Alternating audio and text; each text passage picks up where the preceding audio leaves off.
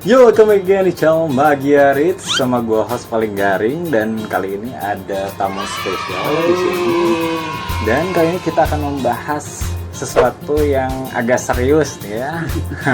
Di sini gimana lagi kalau bukan di Nyepon Magiarit Podcast. Ketika ku buka mata di siang hari, terbangunkan suara bising di telingaku. Ku tak peduli, ku tak mau ngerti, ku lanjutkan tidur indahku.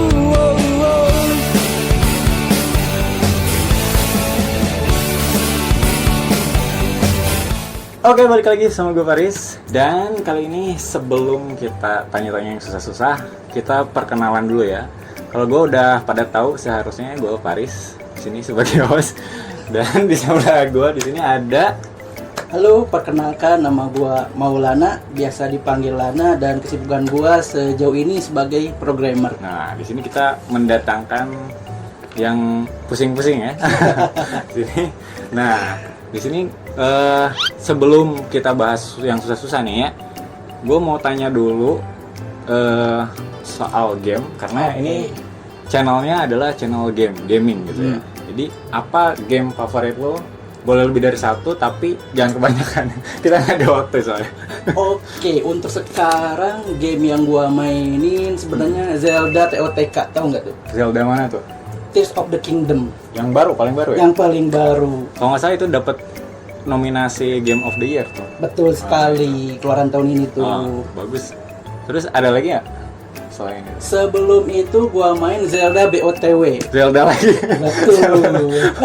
Berarti hardcore Zelda ya? Iya, karena dia tuh ceritanya tuh paling seru gitu loh, Mana? dan banyak side questnya yang ya lumayan lah gitu, ngebuang-buang waktu juga.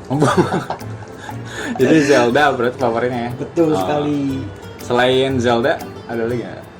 Dulu sih sempet main ML, berhubung kalah mulu jadi gua uninstall. Mobile Legend maksudnya ML ya? Betul, iya Mobile Legends, maaf ya. Kirain main ML yang lain. Oh jangan dong. Nah, berikutnya nih, pertanyaan berikutnya, selain game, ada hobi yang lain nggak? Hobi yang lain selain game, berhubung karena profesi gua sebagai programmer, kebanyakan sih kesibukan lain tuh adalah nonton tutorial dan baca artikel. Itu sih. Nonton tutorial artikel di YouTube pastinya. YouTube ya? Di YouTube dan juga di Mungkin kalau ada tahu platform namanya Medium. Oh, ada Medium semua. Namanya Medium itu apa tuh? Semacam aplikasi lagi, jadi di sana tuh ada mungkin kayak blogger lagi ya, tiap orang tuh bisa ngeposting materi-materi lah, mulai dari programming, musik, teknologi, lain-lain. Nah di sana bisa sebenarnya. Namanya Medium ya? Medium. Itu aplikasi berarti? Web sih sebenarnya. Oh, web. Cuman bisa diakses di HP juga ya? Betul. Jadi kesel. Jadi memang berhobinya berkaitan dengan kerjaan juga ya? Betul, karena itu yang menghasilkan duit. Pokoknya harus cuan. Harus cuan. Lalu apakah suka nonton anime gitu atau film misalnya? Anime terakhir yang ditonton tuh adalah One Piece, pasti nakama nih.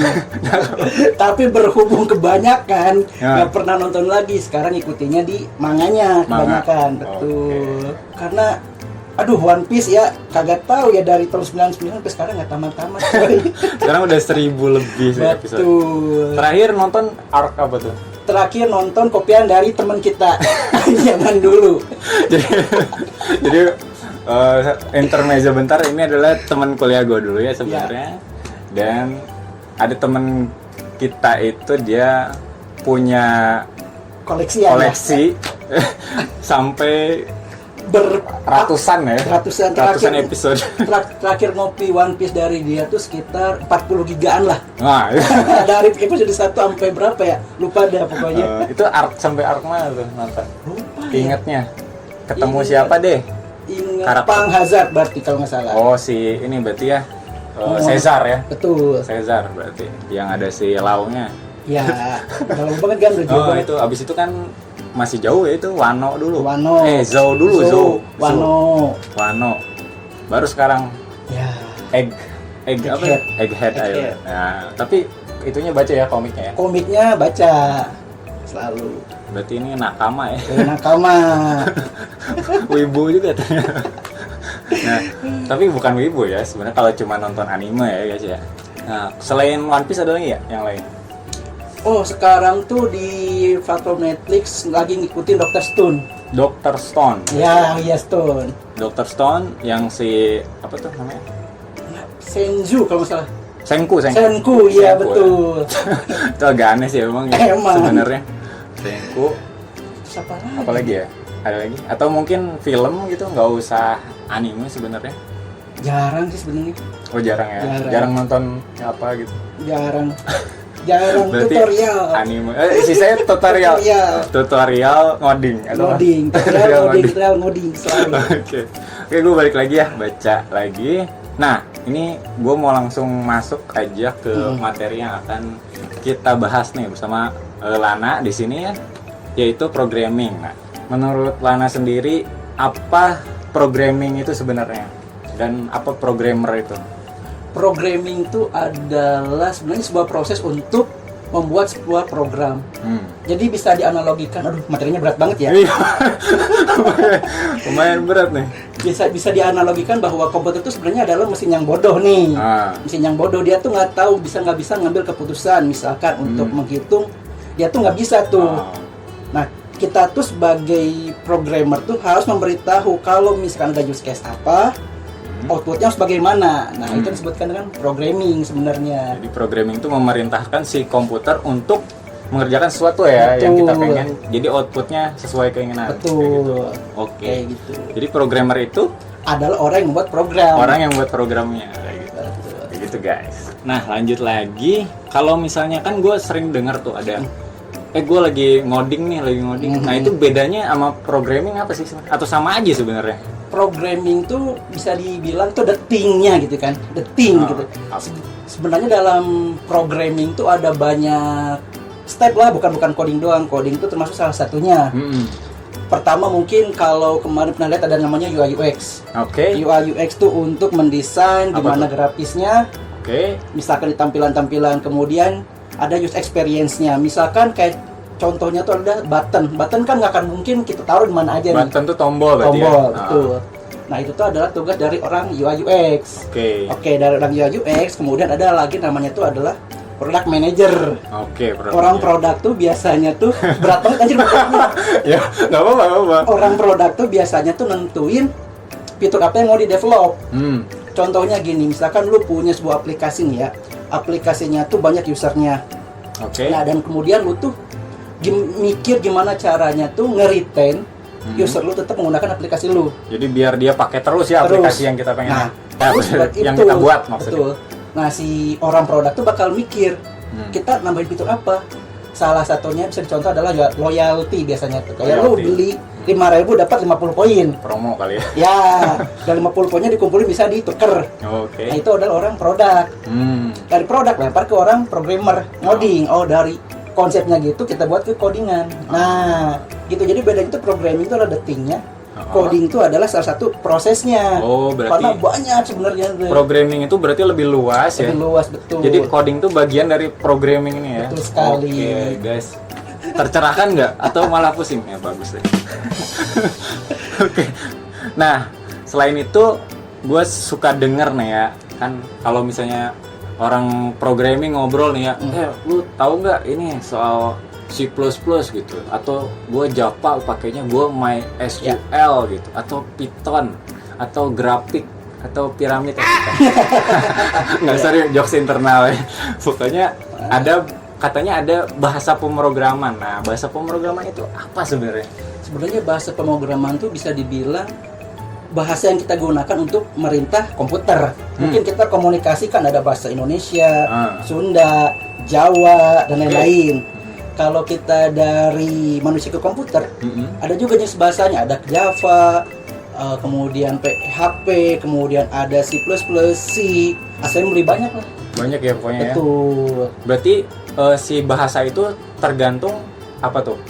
Programnya sendiri atau tergantung apanya? Sebenarnya kalau menentukan sebuah bahasa tuh tergantung kebutuhan sih sebetulnya. Misalnya MySQL misalnya buat apa gitu? MySQL tuh bahasa yang digunakan untuk Waduh, materinya jadi banget.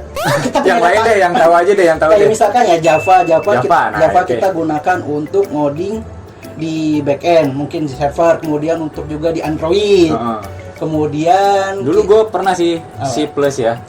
zaman kuliah gitu kan, ya. Itu C++ itu dasar basic banget ya, cuman bikin program sederhana sih. Sederhana setahu betul gua. zaman Iya. kuliah. Karena zaman kuliah tuh kita ngejarnya ya logikanya doang. Logikanya doang ya, Ah. gitu. Gak bisa bikin apa-apa sih, cuman Kalkulator. ya bikin sederhana printf yang gue tahu ya. Terus apa lagi ya? Java ada, kemudian Kalau juga- mau apa? bikin misalnya aplikasi sama bikin web browser itu beda nggak bahasanya? Kalau bahas lagi programming, kita tuh kita ada layar-layarnya nih. Heeh. Tampilan yang ditampilkan ke user itu adalah namanya front end biasanya tuh. Front end. Kemudian front end itu akan mengirimkan data. Datanya tuh dikirim ke belakang. Belakang ada proses tuh. Contohnya tuh paling gampang register lah, kalau nggak login. Nah, gimana caranya komputer tahu bahwa username dan password yang lo masukin itu benar? Itu tugasnya ada orang back end. Back end. Untuk ngoding, ada lagi. Kemudian kalau untuk layar belakangnya lagi ada orang data. Data itu kayak biasanya dari data yang digunakan mau diolah lagi menjadi apa? Macam-macam sih. Jadi kalau dibahas secara mendalam nggak akan beres ini. Guys. Wah, kalau kelamaan ya guys ya. Betul. Jadi ada bahasa di dalam programming sesuai kebutuhan berarti ya. Kalau bisa dibilang seperti itu. Buat apa aja gitu ya. Lalu lanjut lagi nih ya. Biasanya tools atau software apa nih yang biasa digunakan dalam programming yang tahu aja gitu? Oh, biasa digunakan. Apakah itu berbayar atau enggak gitu, gimana? Biasanya tuh kalau untuk ngoding tuh kita menggunakan namanya tuh IDE. Gue lupa sih singkatannya apa. Namanya IDE ya? IDE. IDE berarti? Betul. IDE ya? Betul. Oke. Nah, di situ kita bisa pakai yang gratisan, ada kayak Visual Studio Code. Visual Studio berarti. Code. Beda. Code. Oh, Soalnya ada. beda. Oh, beda. Beda. Nggak tahu soalnya. Ada lagi bisa pakai Notepad++. Aduh, Notepad seriusan pakai Ada, Notepad? tapi ada plus-plusnya ini. Oh, ada plus-plus Ada ya? plus. Notepad biasa juga bisa sebenarnya kalau lu emang codingan itu sampai ngelotok banget di otak bisa. Jago banget Jago gitu banget ya? bisa. Kemudian ada apa lagi ya? Notepad++, IntelliJ, jadi JetBrains. Sebenarnya banyak sih kalau tools. Banyak ya? Banyak banget. Mungkin nanti Kita explore lah. explore ya, bisa ya. Iya. Nah, itu berarti ada yang gratis juga, ada yang berbayar ya? Betul. Jadi kalau pemula bisa coba dulu yang gratis mungkin ya?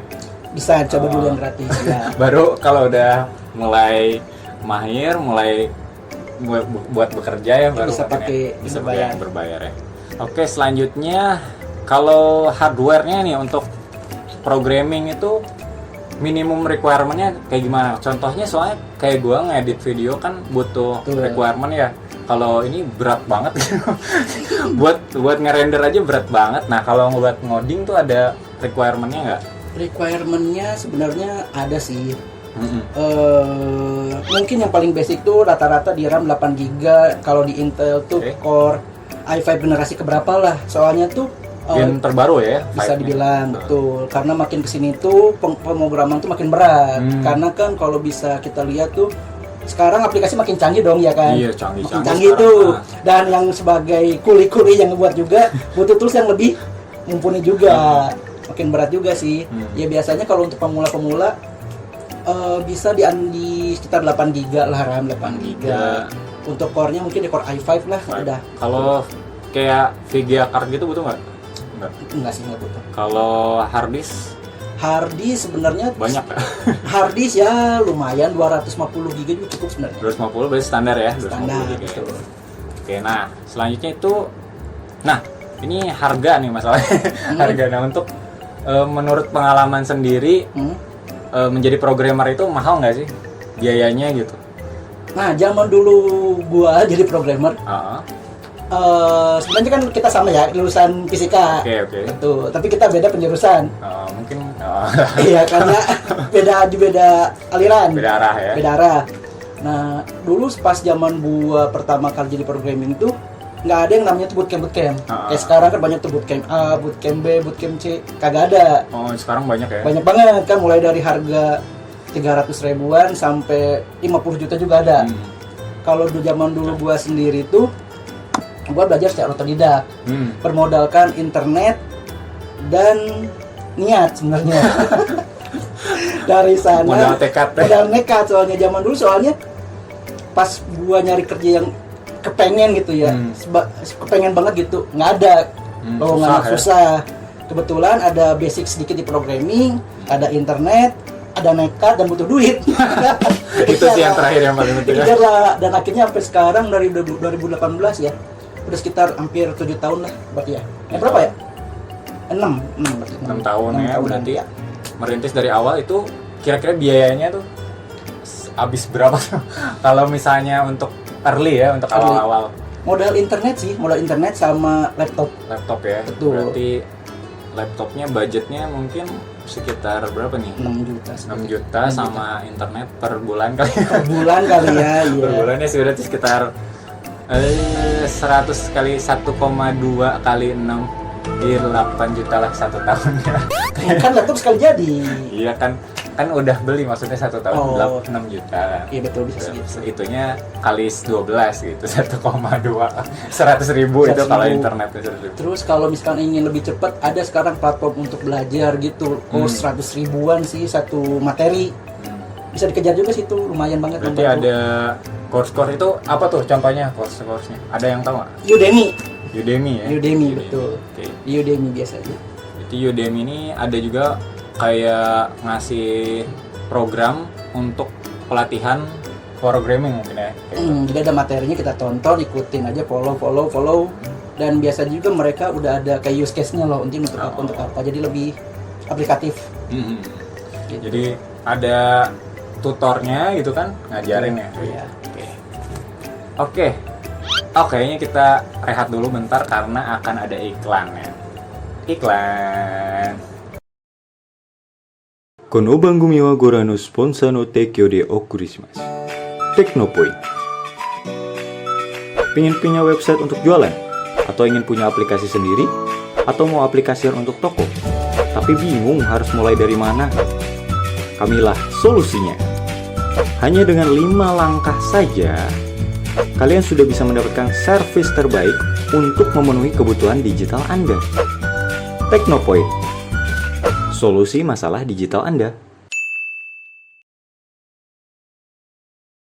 Oke, kita balik lagi bersama gue Faris dan Lana. Nah, gue baca lagi ya karena gue lupa. Lupaan. Oke, selanjutnya belum ya. Selanjutnya gue pakai ini dulu deh biar samaan. Biar kelihatan pintar ya. Padahal mah ini kagak ada ini. Nggak kelihatan ganteng aja. Enggak, biar kelihatan pintar aja gitu kayak ini. Tuh kan sama ya kacamata ya guys ya. Nggak kelihatan bego. Oke, lanjut lagi ya. Di mana belajar programming? Nah, ini dia. Secara personal berarti ya pribadi belajarnya dari mana aja nih? Apakah sendirian, otodidak, atau ada pengajarnya, atau ikutan pelatihan, atau gimana ini? Ini bakal panjang loh. Pengalaman? Ya boleh, silakan. Oke. secara gamblang. Jadi dulu tuh pertama kali jadi programmer ya tanpa basic yang mumpuni itu, dulu gue kebanyakan otodidak, nonton tutorial, baca buku dan lain-lain. Dan kemudian alhamdulillah gue keterima di sebuah perusahaan di Jakarta, dan gue masuklah di sana bekerja. Nah, dan di sana bekerja, hal pertama yang gue lakukan adalah gue mencari teman yang bisa ngajarin. Jadi gue ikutin terus tuh. Nah, sampai dari sana tuh akhirnya gue bisa mandiri. Ya gue kembangin kemampuan gue dengan cari guru berarti cari suhu. Kebetulan emang lingkungannya pas banget gitu dan mendukung ya. Dan itu ya gue lanjut baca artikel, nonton tutorial dan lain-lain kayak gitu. Nah, itu pertama kali tuh bikin apa tuh? Asal awalnya. Awalnya tuh bikin apa ya? Dulu lupa. Ya. Jadi dulu tuh belajar bikin back end untuk mengolah data, mengolah data ke belakang, kayak insert ke database, mengolah apa data yang dikirim dari front end lah kayak gitu. Kemudian belajar front end dikit-dikit. Akhirnya dulu ada istilah full stack. Front end tuh apa tuh? Kayak misalkan lu buka web nih ya. Kan ada button, ada tombol, ada kolom field. Okay. Nah, itu dikerjakan sama orang front end. Berarti yang terlihat oleh user itu front end. Front end betul. Itu. Kalau misalnya nggak terlihat itu back end. Back gitu. end. Oh, Sebenarnya gitu. yang ngolah datanya, karena kan ketika lu, contoh sebagai ketika lu login nih, lu masukin username sama password lah biasanya kan. Masukin. Nah, gimana caranya laptop komputer lah server tahu bahwa itu data lu bener. Nah, orang back end biasanya ngurusin, ngecekin.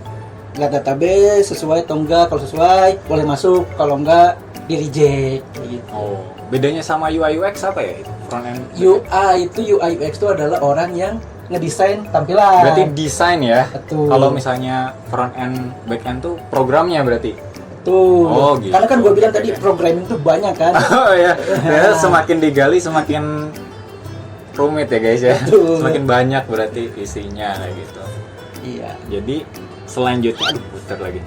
Selanjutnya programming ini bisa digunakan buat apa aja gitu hasilnya. Biasanya buat jadi apa sih programming itu? Programming biasanya Tahu?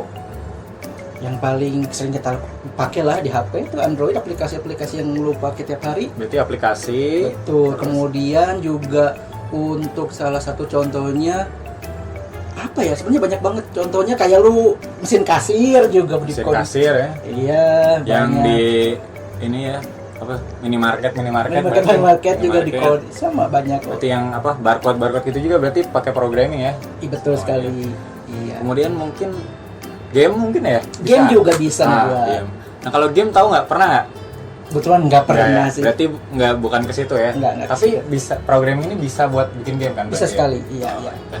Berarti bikin game juga bisa guys sebenarnya pakai programming ya. Iya. Nggak sekedar nggak kayak bikin kue ya. Itu Iya, nggak iya. rumit ya. Jadi selain tadi disebutin ada buat apa tadi aplikasi ya Iya. untuk Mesin apalagi? kasir, contohnya. Yang gua tahu lagi tuh yang rame itu biasanya robot sih ya. Bisa kan Robot ya? ya, pakai Arduino. Robot terus apa lagi ya? Banyak Sih, banyak banget. banget ya. Mungkin sekarang tuh aktivitas kita tuh nggak bisa lepas tanpa aplikasi sebenarnya. Terlalu saking banyaknya. Saking ya? banyaknya betul. Benar. Jadi demand untuk di programming juga semakin banyak ya kalau Tinggi gue lihat banget sebenarnya betul.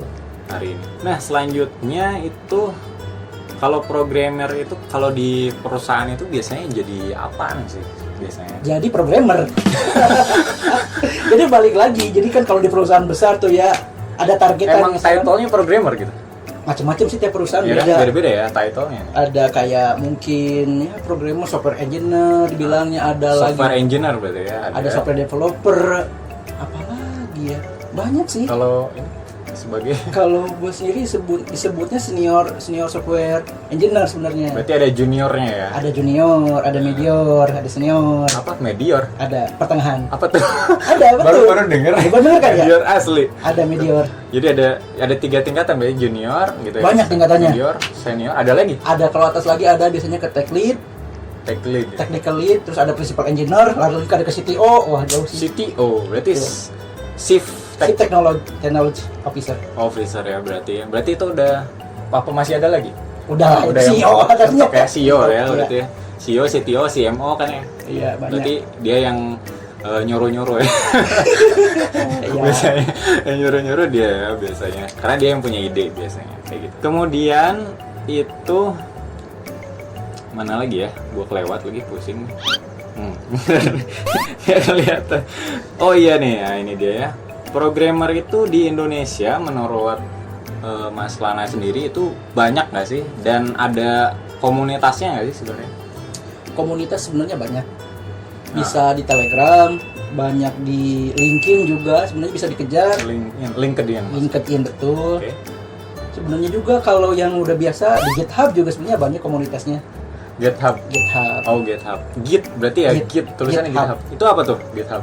GitHub tuh semacam open library yang bisa kita gunakan. Open library. Jadi ya Kayak gimana tuh? ketika kita bikin programming kan, kita nggak akan mungkin bikin dari scratch.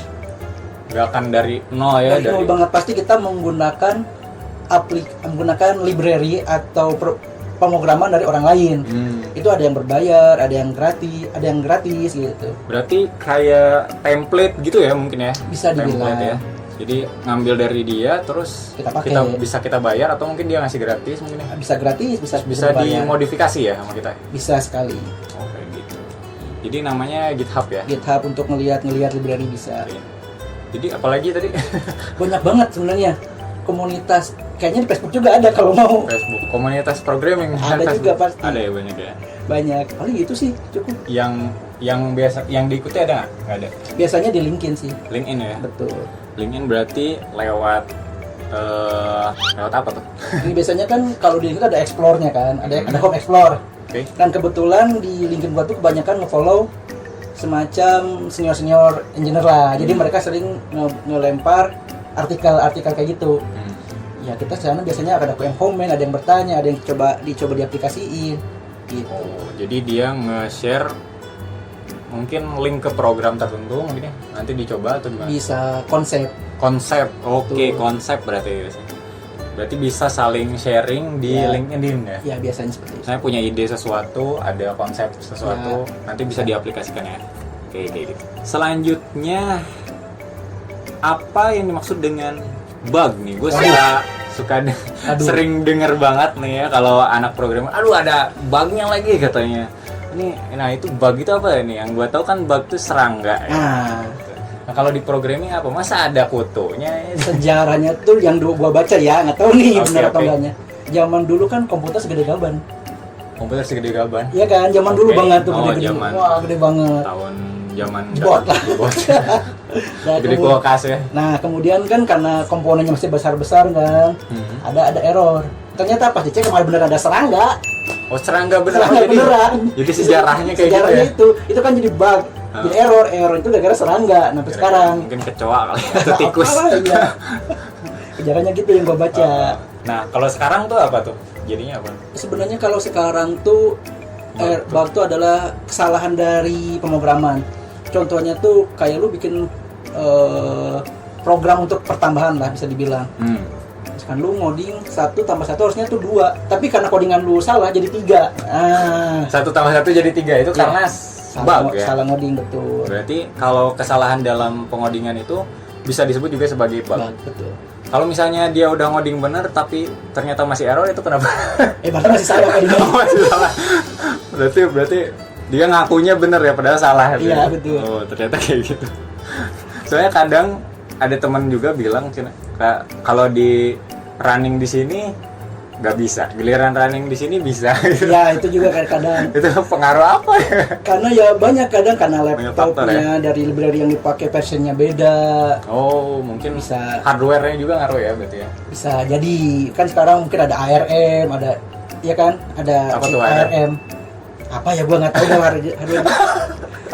Terus ada lagi juga kan si buah Apple itu kan sekarang ngeluarin chip sendiri kan, ARM itu. Apple maksudnya. Ya. Apple. Oh jadi dia ngeluarin chipset gitu atau? ARM itu. Oh, Dan oke. sekarang kalau dari laptop lama tuh kalau untuk ke yang sekarang tuh berbeda.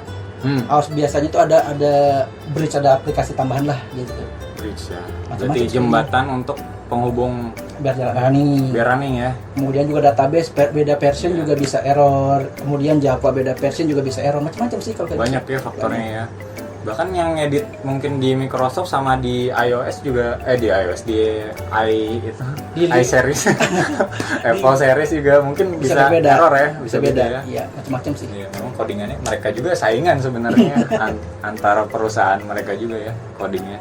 Nah, kemudian apakah hacker atau hacking itu merupakan sebuah programming juga atau bukan gitu menurut Mas Lana sendiri? Programming balik lagi. Programming tuh gede banget kan. Tadi ada UI, UX, ada perancangan produk, ada ngoding, ada yang namanya juga security. Oke, itu jadi security ya? Security sebenarnya ada tugas security untuk mengamankan gimana program kita nggak bisa diretas dari luar. Program kita biar nggak diretas ya? Dari luar betul. Sebenarnya berarti kalau misalkan jebol berarti keamanannya kurang. Nah itu. Nah sebenarnya hacker juga dibagi lagi. Hacker tuh ada yang baik ada yang jahat ya kan. Hacker yang baik ya? Sebenarnya ada. Coba kita bahas Ada lagi. hacker tuh ada kalau nggak salah tuh namanya tuh bug hunter. Bug hunter. Iya, jadi dia misalkan dia mencoba ngeretas misalkan. Memang sengaja ngeretas ya? Sengaja ngeretas, tapi ketika dia retas dia ngasih tahu ke perusahaan tersebut. gue menemukan sebuah error di sini loh. Ada Ada. apa bisa dijebol di sini gitu Ya, ya. nah nanti itu dari perusahaan diperbaiki dan si hacker itu dikasih duit. Nih, terima kasih.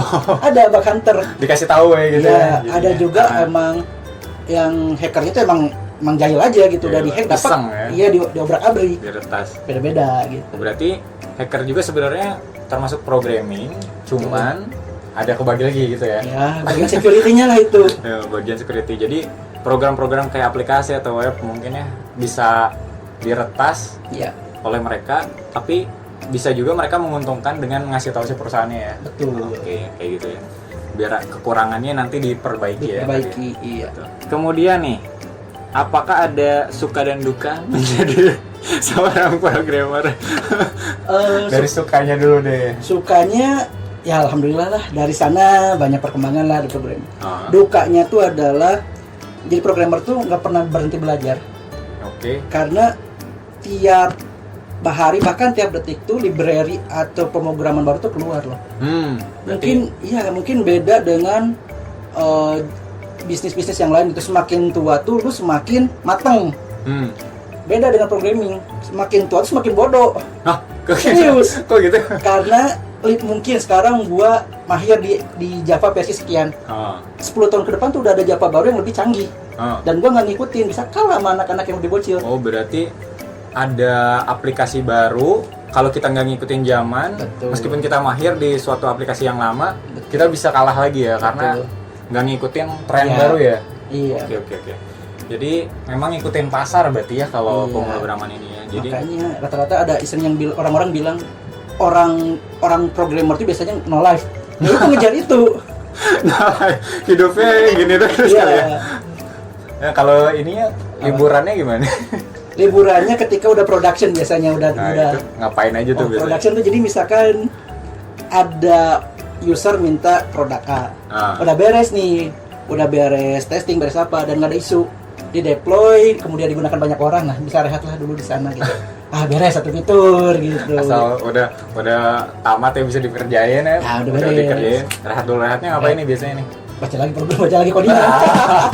Balik lagi ke situ.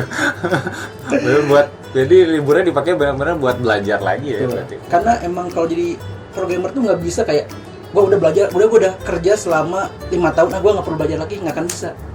Karena detik ini gua ngobrol sama kalian tuh sebenarnya mungkin ada library lagi yang keluar yang baru. Library berarti harus up to date ya. Up to date terus, betul.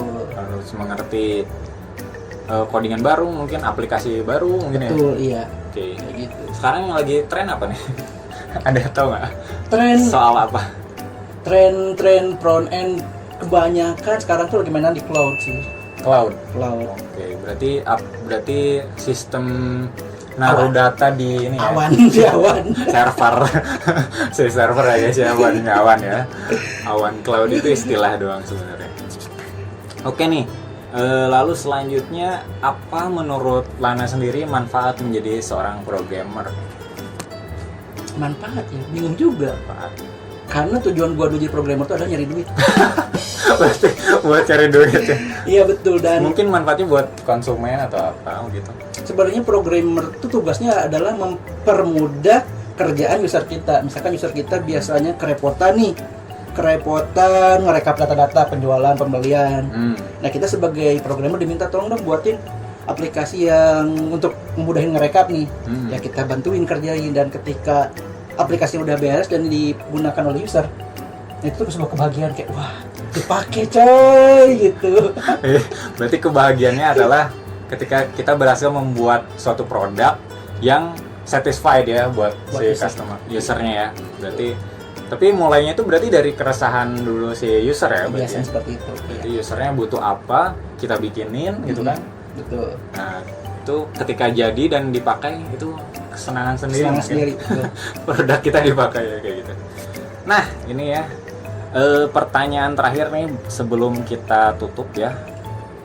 Apa pesan-pesan buat penonton Magiarits di sini yang pengen jadi programmer nih? Nah, pesan-pesannya dari senior programmer. Pesan-pesannya kalau ingin jadi programmer, jangan nyerah.